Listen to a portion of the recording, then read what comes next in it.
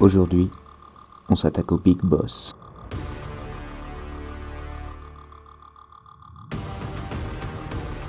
Après la cinématique et le bilan des forces,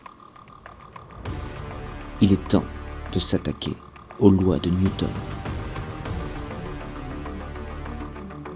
Bon, c'est pas bientôt fini ces conneries. Allez, remets-moi ma petite musique habituelle et on y va sérieusement. Dans sa première loi de Newton, il énonce « Tout corps persévère dans son état de repos ou de mouvement rectiligne et uniforme si aucune force ne s'exerce sur lui ou si les forces qui s'exercent sur lui se compensent. Je te propose une écriture plus moderne, en écriture mathématique. La somme des forces est nulle signifie que le vecteur vitesse est une constante. » Et tu vas voir que on a bien les deux cas ici regroupés dans le vecteur vitesse constant. Imaginons que cette vitesse est une valeur non nulle. Comme le vecteur est constant, c'est toujours la même direction, toujours le même sens, toujours la même valeur. On a un mouvement rectiligne et uniforme. Le deuxième cas, c'est si la constante est le vecteur nul. Dans ce cas, on a l'état de repos.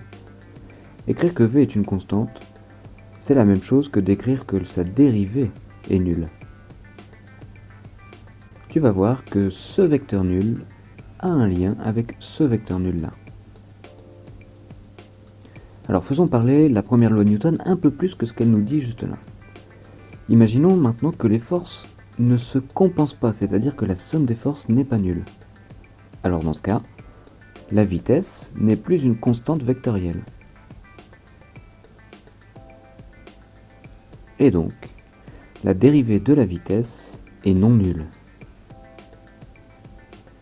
Rappelle-toi des cours de cinématique, la dérivée de la vitesse, c'est l'accélération. Donc, si la somme des forces est non nulle, l'accélération est non nulle. Cela nous mène tout droit à la deuxième loi de Newton. Cette deuxième loi de Newton indique la valeur de la somme des forces est égale à m fois l'accélération. C'est-à-dire que la somme des forces est proportionnelle à l'accélération, le coefficient de proportionnalité étant la masse. Cette loi permet de déterminer une accélération connaissant des forces, ou bien de déterminer des forces connaissant l'accélération.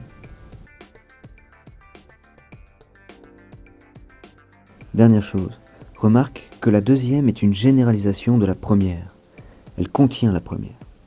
Par exemple, si dans la deuxième tu fais somme des forces égale à 0, tu retrouves que l'accélération est nulle et que donc la vitesse est une constante vectorielle. Tu peux travailler de l'autre côté en disant dans la deuxième, je fais l'accélération est nulle, j'en déduis que la somme des forces est nulle. Tu as donc devant toi les deux lois du boss. Si tu veux devenir le boss, tu dois les connaître. Si tu veux devenir le boss, tu n'as plus qu'à t'exercer. Si cette vidéo t'a été utile, mets un pouce bleu et partage-la. Si tu veux connaître la suite, abonne-toi.